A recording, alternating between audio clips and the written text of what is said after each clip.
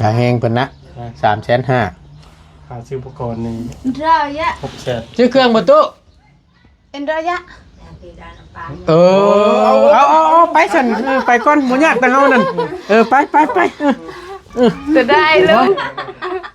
ว่าแม่นนะแม่น 1 2 3 4 5 6 7 8 9 10มือทอนมาตูนนะ เลขได้ไหมครับ ยังมีเลย แล้วลูกกับมาเนี่ยตั้งหลัก เอานี่ได้ปะ อันนี้ก็สำคัญเด้อเงินพวกนี้ จะได้ลูก มีถุงมีไข่ เอาเราแดกเจ้า เงินได้ใบแชนสิมาให้หน่อยบ่ได้ได้เลขได้พังในคักๆได้เลขแสนหนึ่งกับเขาเอามาแสนหนึ่งเอาเนาะใบ10ใบเช้าได้เบิดบ่ยากใบ50ก็ได้ใบเช้าใบ10ได้เบิดแหละบ้านไว้ให้บ้านเอากูจะได้ด้วยบ้านนั่นเนาะ เสียดายถ้าเขาแตกเนาะเขาแตกเงินกับเสียดายบาทเนี้ยมันกำไรดีโคตรเนาะ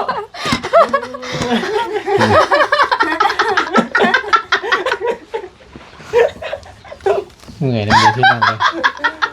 เนาะไอ้เลขและไอ้บ่ได้คอได้น่ะเลขเอาเงินหน่อยซื่อเขาใช่หนีเขาอีกแบบนึงเนาะ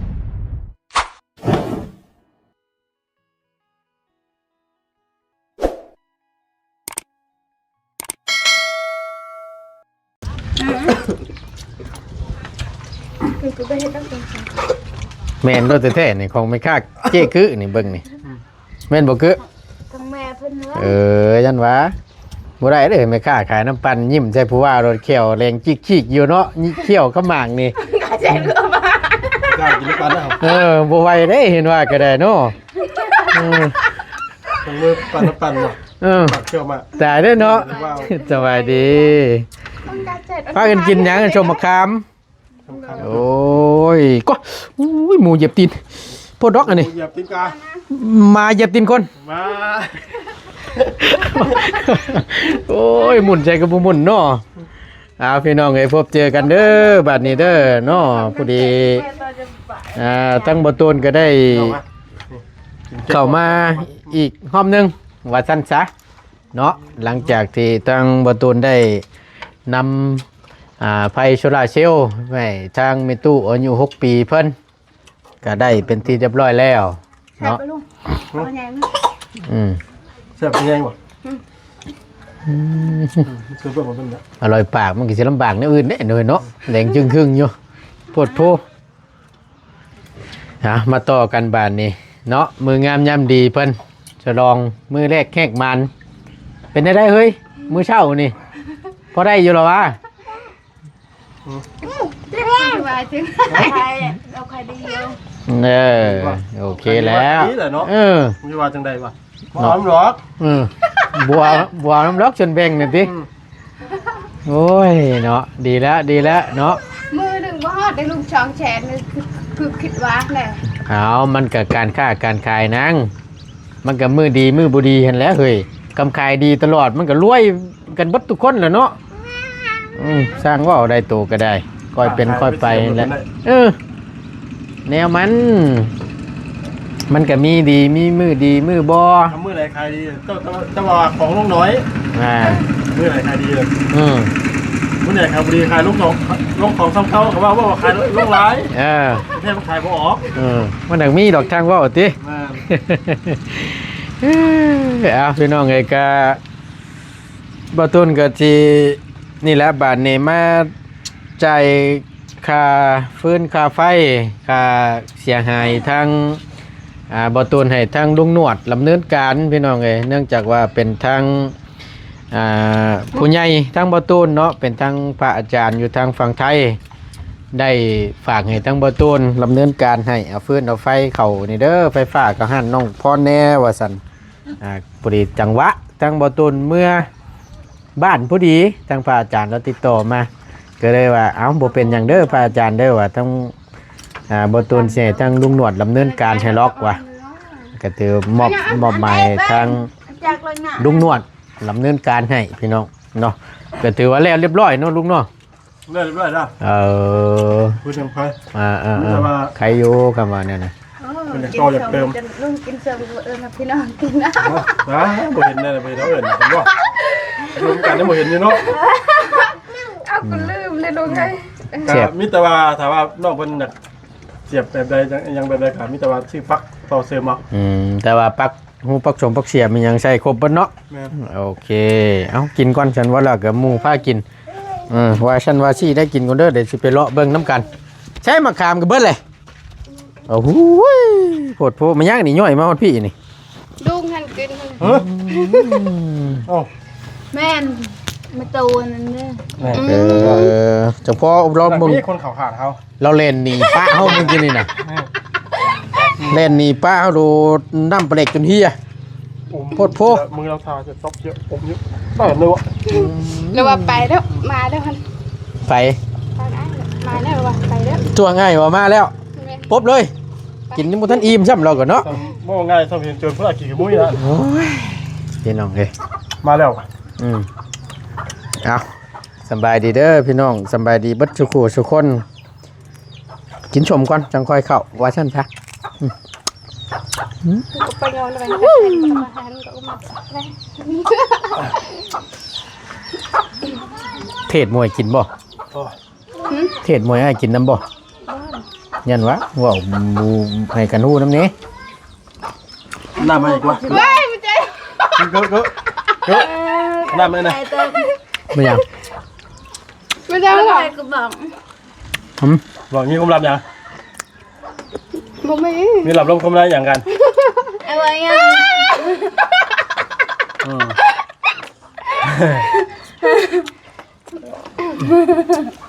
สั้นปุ๊บอยู่วะ ขมากบ่ว้ามาข่าเกี่ยวขมากตายเด้อ พุ่นตัวนี้โมเมนต์ระหว่างของคือจะพุ่นผ่อนคำบอก เราชิบะอ่ะ สุดท้ายก็เปิดเผยบัด เฮ็ดเลยลุงเฮ็ด เอ้ยลุงไปเบิ่งแล้วลุงไปเห็นแน่นอนลืมจริง มันมีคนอันที่ มาเริ่มพี่น้องเด้อกินชมค หาเลิกรายงานเลย แมนยูว่าการเที่ยวเข้ามาครับมันเป็นทัวร์ไปแต่บางคนมันกับประเด็นนั่นเนาะคือกันเนาะ ำโอ้คนบ่มักนะใช่ก็ยังบ่ได้มักนะย่างมาว่ายิ้มใจแก้วแลนซีกอยู่โยน้ำปั่นกับน้ำปั่นเถอะวะหิวกดเอาแล้วข่อย จักได้ปั่นจักได้จากสีเขียวดิย่อยลงว่ะ ตั้งเถื่อผัดเอาวันว่ายังมันชานุ่มเย็นผัดผสมเข้มรสชาติมันยังคือกันครับตายคักเนี่ยนะ บอกเลยดิ โอ้ยพอแห้งแล้ว เอาดีๆเลยกี่พุ่นกี่พินปัดเลยพี่บอกที่ว่าคือปัดกี่พุ่น ทำความสะอาดแล้วกี่พุ่นลมพัดลมอย่างมา แน่นอนแล้วตัวน่ะ ปัดใส่เกลือกันเลย เอาก่อนที่เปิดห้านนะเช็ดกี่พุ่นออกก่อนทุกมื้อ ทำความสะอาดแล้วให้มันสะอาดจ้านนะวะ ว่าอะไรกับน้ำมาเนี่ย ชื่อน้ำเย็นดีกว่า น้ำ2 ขวดถือว่า2 ขวดเด้อ นี่มันต้องในนี้ เดี๋ยวประตูน้าใจเองเนาะ แค่ด้วยบันจ่ายกระจายมาเดินมาไม่ยากหรอก คนอื่นเพิ่นวัดไป50,000ได้สั่ง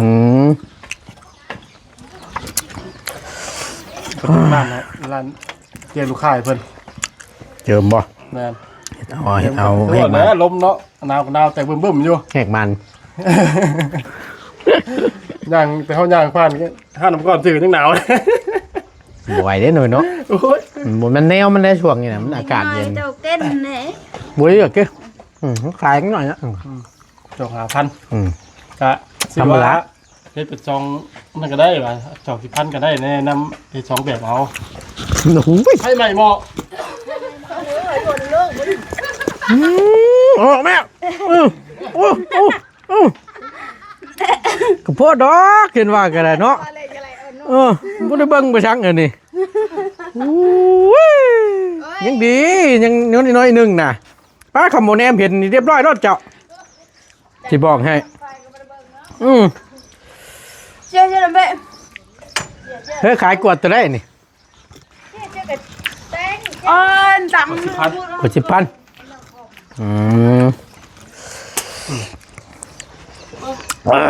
จะนอนออกตาคือบ้า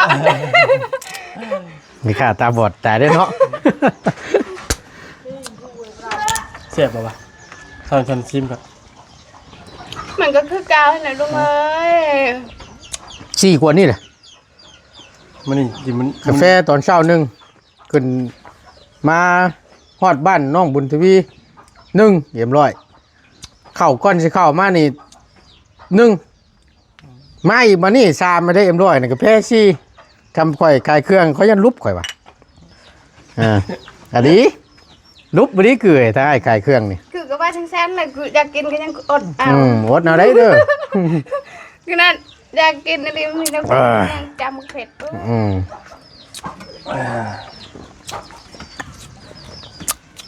เป็นไดพื้นไฟหุงกักอยู่บ่ ยังไม่ทันนอนอยู่คนเดียวเขา ฮะ คนใต้วันคืนตอนแรก คืนนี้ ก็ไม่นอน นี่ก็ว่าไง จังหน่อยก็แล้วนอนได้หรือเปิด เปิดแต่เฉพาะย่ามแบบว่าครับเปิดเมื่อไหร่ปิดคำนะปิดหาดปิดหน้าปิดพื้นปิดไฟ ไปชินอนที่เนี่ยเดียวคือ เอากะเพราแล้วได้สิเป็นหยัง บ้าคือ ว่า ทาย เวิร์นคือใครเขาเนี่ยดิ โอ้ยเปิดอันตอนดึกก็จะดึงเอาไปได้คือได้อะ บ่เขาว่าขาย เขาจะดึงเขาตัวมันจะตัวดึงเลยดึงเขาเล่นเขา คำว่าขายเครื่องขายยั่วผู้ว่าชื่อเป็นใครอยู่ยันผู้ว่าสิยั่วกินน้ำเพิ่นเบิดน่ะตายขาดทุนนั่นน่ะบ่ได้เด้ออืม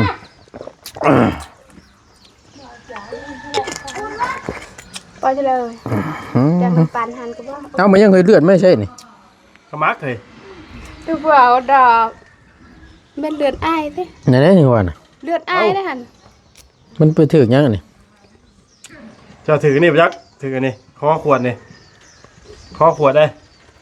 แม่นบ่ เอานี่เด้นี่ น่ะซึมเย็ดๆลงมาน่ะ แม่นแล้วนี่น่าบิดสิ มีแต่ยังก็มีแต่เขียวมาก โอ้ยจักไปบาดยามใดเนี่ยว่าเด้อกินน้ำร้อยจะลองบาทเดียวนึงกะ โดนนะสิ กระโพดนึงกะ กินน้ำเลยหันไหนเนาะ อ๋อ เป็นบาดแผลนี่เลย เนาะได้บาดแผลย้อนไวตีเห็นไปกะเนาะบรรยากาศเย็นแท้ๆพี่น้องเอ้ยกาสักสิว่าจังใดว่าแล้วก็เว้าอีกก่อนพี่น้องเอ้ยกาได้เห็นอยู่บ่ ฮะ ได้เบิ่งคลิปหมู่อยู่บ่ ใครอะคลิปนั่นบ่ เห็นอยู่ จังแม่นไว้เนาะตังเงินตูพ่อแล้วก็ได้พ่อบ่จันทร์พี่น้องเอ้ยก็ว่าได้ยินหมู่เว้าว่าก็ว่ามื้อนี้แหละว่าออกมาแต่คุกนั่นน่ะผัดไปครับว่าสิเอาออกมาผัดมาเสียชีวิตจับมื้อนี้ก็ได้ลมหายตายจากไปพี่น้องเอ้ยพ่อบ่จันทร์ ผมก็หนวดกะชาชาชูตอนออกไปเลยพี่น้องเพราะตอนเช้าหนวดเขามาได้ออกไปแล้วก็พอดีเห็นทั้งคลิปว่าบุญสารวัตรเนาะลงก่อนเนาะ โอ้ย ที่ว่า เบา เปิดมากกับ บ่เสี่ยงบ่ บ่เชียงบ่ แม่นบ่เสี่ยงนี่เนี่ย เชียงเนาะ ตอนนั้นคอยขึ้นมาพี่ก็ได้ถ่ายน้องบุญทวีเมียงพี่ได้ขึ้นมาฮอดได้ แม่น ก็เสียว่านะ มันมองง่ายก็เขาบ่ได้ฮู้แต่เช้าเนาะ แม่น เอาง่ายมันสิ ม เปิ โด ได้ ดโอ้ยจักสิว่าได้พี่น้องเอ้ยจะเห็นกับเป็นแต่ดูโตนเอาจังใดก็ขอแสดงความเสียใจนำทั้งบ่าวจันทร์และครอบครัวบ่าวจันทร์บ่าวบุญสารวัตรหลายๆเด้อเนาะที่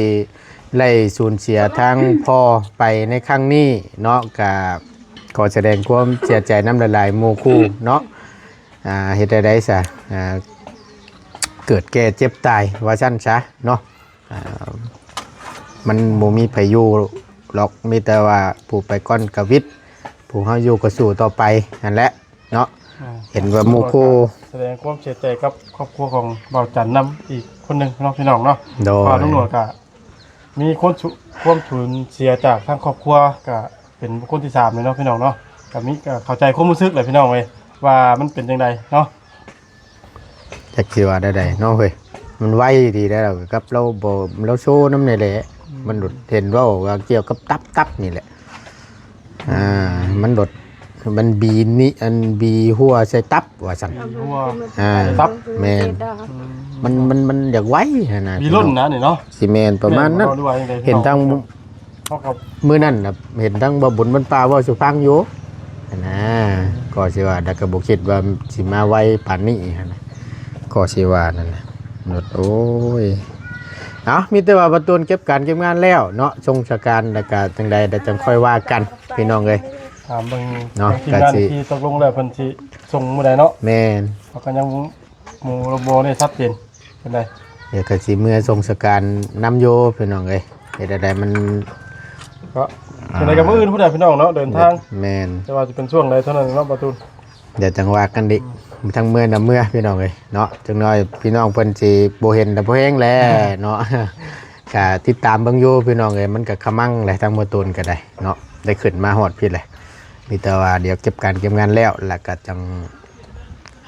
ลงไปนํกันว่าซั่นซะเนาะที่เพิ่นที่โตหั่นแหละพี่น้องบัดเพิ่นบัดโตหั่นแหละซอยๆกันหั่นแหละในยามนี่บ่ว่าไผเนาะเท่าไหร่ค่าใช้จ่าย 30 35 หึ 30ซื่อๆเหรอ 35เอาตอนช่วยหั่น ขอโทษ เจ้ายังบ่ได้จ่ายเงินเห็นบ่ บ่ธรรมดาเด้ซะหน่อยเนาะ นี่แหละจังซี่โลด นึกว่าลืมไปเลยบ่แม่นเนาะ น่าจะขาดทุน บ่ตูนเอาน้ำเพิ่นเนี่ยพี่น้องออกไปเลยอันนั้นทอนเอาทอนเท่าไหร่อย่าแล้วเอาไว้นะเดี๋ยวไอ้สิเอาน้ำอยู่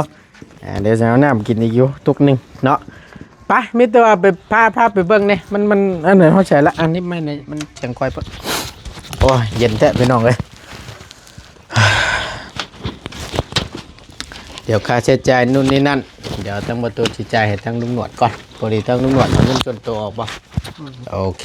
เนาะไปเบิ่งน้ำกันนี่เฮ้ยเป็นอะไรนี่ ปะดิเจ้าปะมานาวก็วันไว้ ไปเบิ่งเด้อข้างอีกหม้อนะเด้อบ่ได้เด้ไผใหม่บ่ได้กินซะแล้วเนาะเนาะเบิ่งก่อนพี่น้องเอ้ยลึงผ่านมาส่วนนี้ โดย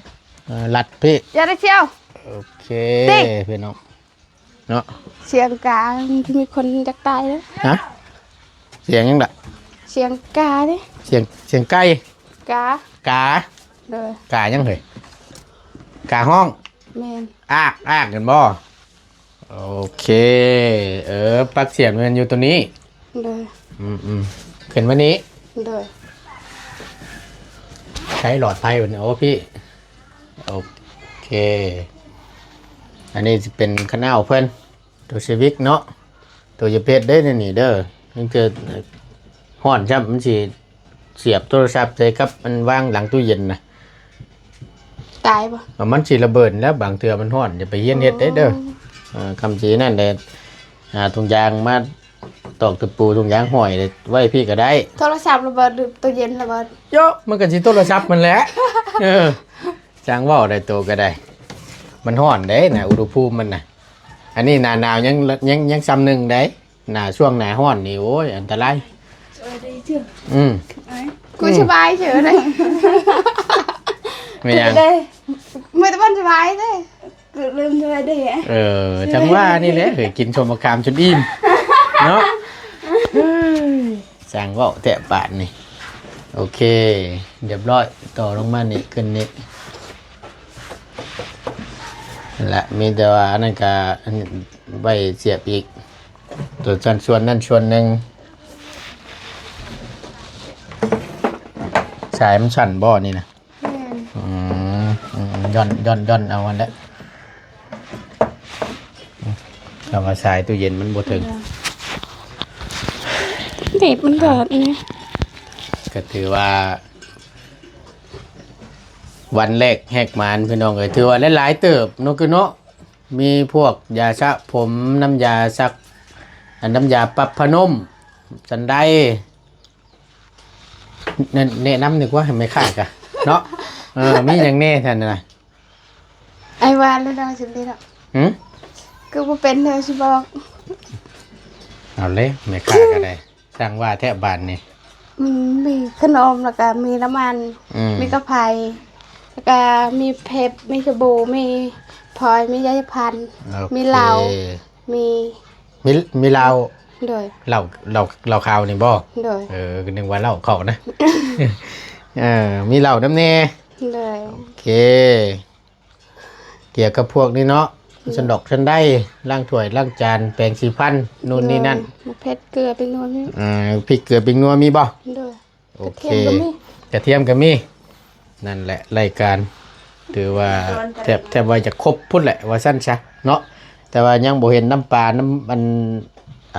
ไข่เนาะ โดย แล้วก็พวกอันหยังรสดีเพิ่นขนมขนอนั่นแหละส่วนลายแปลกเด้ แปลกไหม โอเคมีแต่ว่ายังขาดอยู่กับบ่หลายนะเนาะขาดอยู่กับบ่หลายดีแล้วคอยเป็นคอยไปคอยเติมทีละนิดทีละหน่อยจดอยู่แล้วว่าซื้อมาก็ได้แต่ละชุด โดยจดเลย โอเคมีแต่ว่าจดไว้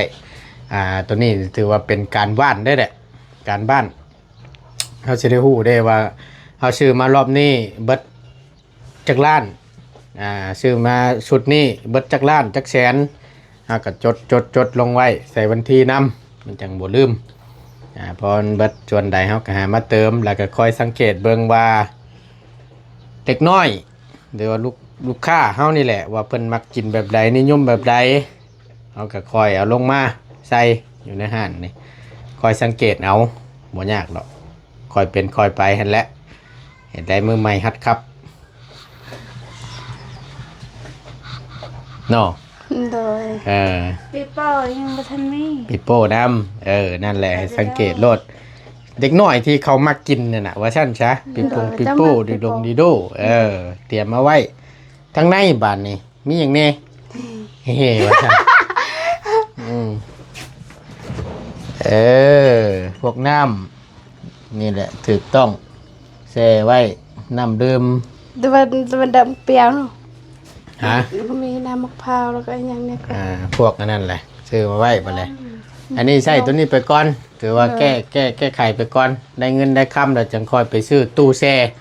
ตัวนั้นน่ะสิแพงอยู่ตัวนั้นนะตู้แช่นะก็ถือว่าหลายพันเติบแล้วเป็นหมื่นปลายพุ่นแล้วพี่น้องตัวตู้แช่เครื่องโดยเฉพาะนะเป็นแว่นใสๆนะตัวนั้นอันนี้เอาตัวนี้ไปก่อนว่าซั่นซะเนาะใส่อันลูกหนวดเอ้ยมาพี่นะกว่า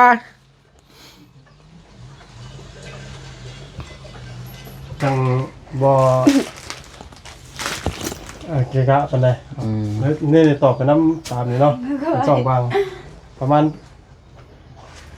3 เมตร 2 เมตรปลายก็ได้ตอกใช่จัก2นั่นเลยครับนี่แน่เผื่อไว้ก่อนตอนไหนจะห่อหอยได้แล้วเนาะ แล้วปัดเลยดอกไฟกันน้ เอาทดสอบเบิ่งว่าปั๊บหมักชิปเลยปู้เสียบตาเงารถโอเค หลอดแสนเก้า โอ้หงด้วย รับประกัน1 ปี ถ้าว่ามันบ่ติดเอาไปเปลี่ยน บอกคือระว่ารับประกันคือว่ามันเสีย มันเสียไปได้ก็มัน เอาสมมุติว่าบ่ทันฮอดปีมันขาดแล้วเปลี่ยนได้ เอาบ่ต้องเสียเงิน แม่น โอเคคำว่านั่นน่ะ แสดงว่า เจอไว้คือ แสดงว่ายี่ห้อดีเด้อเขาเป็นการรับประกัน ยี่ห้อยังน่ะ จากยี่ห้อหยังนะคือบอก อีหอกว่า คือบอกกล้วย นี่ห่วยบริษัทแต่ว่ายี่ห้อกล้วยว่าซั่นยี่ห้อไผนี่ คือโอ้โหนะอายกูเห็นมันเป็นข่าวกูว่าไปตัวนี้ โลโก้เด้ โอ้ยสัตว์เมื่อยน้ำเดปวดแนวนั่นเดบานนี่เอามานั่งลงนี่ก่อนจังหน่อยมาเจ๊งอยู่บ่เฮ้ยโอเคมาพอดีห้ามบ่ตูนสิใจายให้ทั้งลุงหนวดก่อนบาดนี้พอดีฝากทั้งลุงหนวดนี่แหละเป็นธุระให้ว่าซั่นซะเป็นสะพานบุญโตอีกทอดหนึงพอดีทั้งบ่ตูนลงเมื่อบ้านแล้วก็พอดีทั้งลุงหนวดอยู่ก็เลยอยู่ในช่วงระหว่างช่วงมื้อวันเสาร์วันอาทิตย์ว่าซั่นซะแล้วบัดนี้แหละห้านน้องเพิ่นเปิดวันจันทร์จังซี่นะพี่น้องถ้าว่าถ้าบ่ตูนขึ้นมามันสิบ่มีไผเพิ่นใช้ก็เลยฝากให้ทั้งลุงหนวดนี่ดำเนินการให้ก็ถือว่าแล้วเสร็จสิ้นเป็นที่เรียบร้อยเนาะเบิดเท่าไรบาทนี่ถามก่อน จะได้ลุง ชื่อเครื่องชื่อของเบิดทุกสิ่งทุกอย่างนั่นแหละค่ามือค่าหยังเพิ่นที่เพิ่นมาต่อให้นี่เบ็ดเช็ด คือว่าไทยแล้วมันรา6,800,000ครับมัน3,500,000บวกเป็นล้านเท่าไหร่ละ ลาดอกเช่ บวกค่าบวกเงิน6,800,000กีบมาบวกกับ3,500,000บวกได้ถามว่าเป็นเท่าไหร่คือกับตอบแบบบ่ได้ลังดีเลย ลังนี่แบบใส่เลยบ้าน60บ้าน60แน่นอนนะนี่ดีอยู่ขึ้นว่าลงหน่อยขาดทุน ตายแล้วดิ จะทั้งเบิดทั้งมวลนั่น1 ล้านกับ30,000กีบประตู1ด้านกับ30,000กีบรวมเป็นเสร็จเลยซื้อเครื่องชื่อของสายสายไฟรถไฟนู่นนี่นั่นเบ็ดเสร็จละกับอันค่าต่อเพิ่นบ่ค่าแห้งเพิ่นบ่รวมเบิดละค่าแห้งเพิ่น3,500,000ค่าแห้งเพิ่นนะ ค่าแห้งเพิ่นนะ3,500,000ค่าซื้ออุปกรณ์นี่ รอยะ 600,000ซื้อเครื่องบ่ตุ เอ็นรอยะ เอาไปสั่นไปก่อนบ่ยากแต่เฮานั่นไปโอ้ย เอ็นซีรอยะ ถ้าไปเอาหยังนั่นเด้ ซีตัวไหน มันนี่ได้พี่น้องเอ้ยเนาะตู่เนาะสบายดีเด้อตู่เด้อสบายดีลุงหลอดเป็นตัวตึงให้เพิ่นปั่นน้ำปั่นก่อนพี่น้องเอ้ย ลุงหลอดมาเดิมแล้วเนาะกักละขอบบุญขอบคุณเอาไว้น้ำหลังก่อนให้เพิ่นขายเครื่องก่อนว่าซั่นซะ ฮะ ยืนแล้วไหม ร่างเป็นยังไง นั่งบ่ได้เด้ ไปเข้าใจเฮ็ดไปเดี๋ยวเพิ่นท่าได้ นั่งนะเฮ็ดแล้วนะยาวไอ้ยองก็ฟังเลยก็สิเป็นก็ตอนะ คือมันจะหนีอ่ะองค์ได้กินไงกินรสทานอะไรนี่ กูได้กินแน่นอนไปเฮ็ดนี่เพิ่น5,000ได้จ้ะเอ็นสิจับมื้อเจ้าไม่ถิดเขากินเท่านี้หรอจะได้ลุงว่าแม่นนะแม่น เจ้านี่เด้ เมื่อเช้านี่พูดได้เก็บแล้วมันตกใส่ได้เอาเก็บไปทีมด้วยนะมือตู่แล้วฮะภาษากิน2 ขวดครับต้องมีกับไประยะเด้อกูตามาเด้อตู่เด้อมาอุดหนุนน้ำปั่นเด้อมาอุดหนุนลูกหลานเนี่ยเอิ้นหน่อยแล้วหลานเดียวว่าชื่อให้เลยข่าวเรียกว่า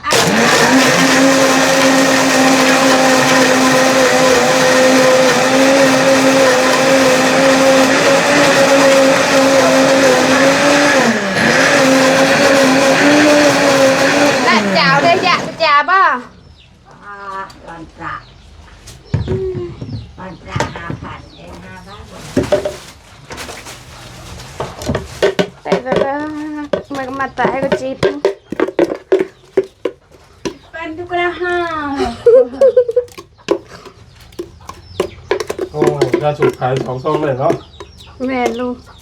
กูแกะยาก็บ่เป็นทันตุกขาแกะให้ได้ว่าการมือใหม่ฮัดครับมือใหม่แบบทีธนัดบ้านเลยก็จะถือมีดมานำเนาะก็ถือมีดแล้วแม่นนี่แบบเพื่อยังไงพูดน้ำแล้วกูถามคนบ้านใดบ้านบ่าวถือเวียกงานเราเนาะที่เห็นใจได้บ้าง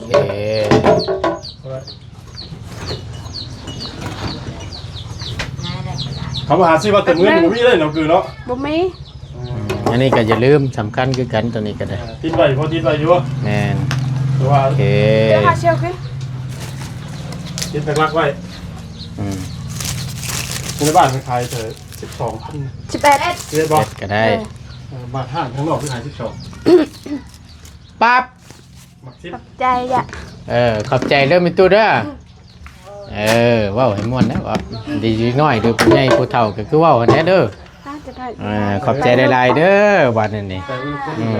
เนาะโอเคบ้านได้บายก็มาบ้านนี้ใจนี่ให้เพิ่นก่อนคัดหน่อยนึงพี่น้องเอ้ยบ่แล้วอันใจเฮ็ดเอาลูกค้าก่อนละ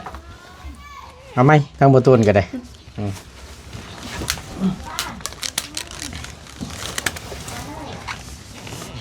เท่าไรก็ลุงว่าไหมมึงดู ฮะ เท่าไรก็ 1,30,000 กีบ นับมึงดู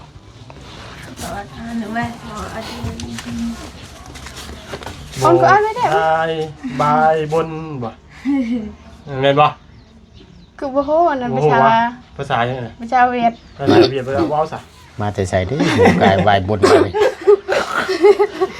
2 3 4 5 6 7 8 9 10มือทอนในประตูน่ะ เลขได้ไหมครับ ยังบ่ได้ แล้วลูกเอามาเนี่ยตั้งหลัก เอานี่ได้ปะไอ้ อันนี้ก็สำคัญเด้อเงินพวกอันนี้ จะได้ลูก มีถุงมีไทย เอาเราแลกเจ้า เงินได้ใบแชนใช่ไหมให้หน่อยบ่ได้ไรเลขได้พังในคักๆได้เลข แสนหนึ่งกับเขาเอามาแสนหนึ่งเอาเนาะ ใบ10ใบเช้าได้เบิดบ่ยากใบ50ก็ได้ใบเช้าใบ10ได้เบิดแหละบ้านไว้ให้สุด เบิ้ลเอากูกูจะได้ด้วย ละบ้านนะเนาะ เสียดายถ้าเขาแตกเนาะเขาแตกเงินกับเสียดายบาทเนี้ยบุญดอกกำไรดีโคตรเนาะ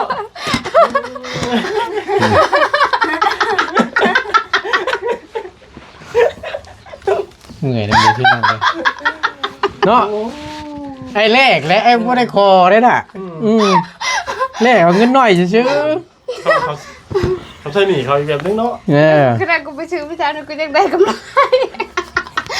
ได้สิบฟ้าเป็นสองอัน ไม่ยังน่ะ ฟ้ากระติก เอามาหอดมันเป็น2 อัน โดยก็เจ้าหายแล้ว มันติดกันเลย กลุ่มนี้นี่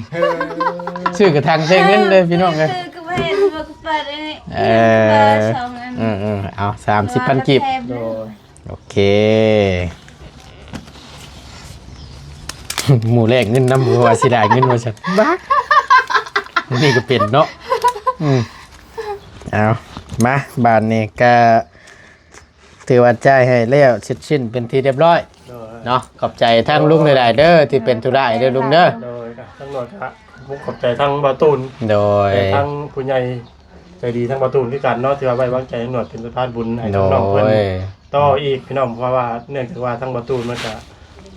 โปรโทมท่านก็เห็นก็ว่าเนาะ แม่นบ่ยากมีแต่เฮาประสานงานเอามันสะดวกสบายมันทวงมันทันก็ได้เบิดบ่ได้ยากกว่าน่ะโดยสาธุขอบใจหลายๆเด้อลุงเด้อ โดย เอาก็เป็นทั้งเบิดทั้งมวลก็เป็นเงินทางพระอาจารย์อยู่ทางฝั่งไทยเด้อน้องเด้อที่เพิ่นเข้าฟื้นเข้าไปให้เจ้าในรอบนี้เด้อก็เบ็ดเช็ดจนกว่าไล่ไส้ไล่ใต้เด้อก็มีแต่อยากให้เจ้าขอบบุญขอบคุณทางพระอาจารย์เพิ่นเด้อยู่ทางฝั่งไทยอนุโมทนาน้ำเพิ่นหลายๆเว้าผ่านนี่แหละ เป็นขอบขอบใจและขอบคุณในลายเด้อทางพระอาจารย์อยู่พังไทยที่ต่อฟื้นต่อไปให้ทางลูกก็ขอให้ทางพ่อจงมีสุขภาพแข็งแรงเด้อความเจ็บใจจะได้ความไข่ยาชุนีขึ้นเนื้อลงไตขอให้ตลอดปลอดภัยที่สำคัญให้บ้านคนเดินเด้อสาธุเนาะเอากะถือว่าแล้วเสร็จสิ้นเป็นที่เรียบร้อยทั้งนี้ก็ได้ทั้งบ่ตนกะก่อนอื่นทั้งบ่ตนก็กราบขอโทษขออภัยทางพระอาจารย์หลายๆเด้อที่บ่ได้มาด้วยตัวเองแต่ทั้งบ่ตนกะได้ฝากทางลุงหนวดต่อให้ดำเนินการงานให้ก็ถือว่าแล้วเสร็จสิ้นเป็นที่เรียบร้อยเนาะขอโทษขออภัยหลายๆเนาะแต่ก่อนอื่นทางบ่ตนกะขอขอบคุณขอบคุณขอบอกขอบใจทางพระอาจารย์อยู่ทางฝั่งไทยที่ได้ชดเชยเรื่องพื้นเรื่องไฟเนาะในหันค่าของน้องเปิ้นถือว่าแล้วโทบดีแล้วเสร็จสิ้นแล้วเนาะก็ขอให้ทางพระอาจารย์จงสุขภาพร่างกายแข็งแรงเนาะจงอยู่ดีมีแห้งขอให้เจริญในศีลในธรรมสาธุเด้อสาธุเนาะขอบอกขอบใจหลายๆไปบ้านนี้ทั้งบ่ต้นก็จะได้ขอจบคลิปปิดคลิปก่อนเนาะจังใดกะพี่น้อง FC บ้านใต้บ้านเหนือว่าซั่นซะผ่านไปผ่านมาทั้งนี้อยู่บ้านเทิมใหญ่นี้บ่ชื่อบ่หาบ่ว่ากันมาเวในเด้อพี่น้องเด้อหันค่าน้อยๆคอยผู้ว่าอยู่ข้างทางนี่แหละบ่แม่นเนาะคอยลูกค้าเนาะคอยลูกค้าเอาเชิญเด้อพี่น้องเด้อเนาะถือว่าห้านน้องเพิ่นก็ถือว่าสำเร็จเสร็จสิ้นเป็นที่เรียบร้อยแล้ว ก็ดีอกดีใจนำหลายๆเนาะขอบคุณหลายๆทาง FC ก็ได้เนาะที่คอยเป็นกำลังแห่งใจและติดตามรับชมคลิปโดยบ่ข้ามโฆษณาบ่ปะบ่ทิ่มว่าซั่นซะเนาะกับเบาตูนลุงหนวดและกับน้องๆเพิ่นก็ยังคอยเชียร์คอยเป็นกำลังแห่งใจให้อยู่เนาะตั้งแต่ต้นจนมาฮอดปัจจุบันนี้เนาะขออยู่ดีมีแห้งอย่าเจ็บอย่าจนร่ำรวยเด้อสาธุเด้อเนาะไปสบายดีพี่น้อง สบายดี สบายดีเด้อ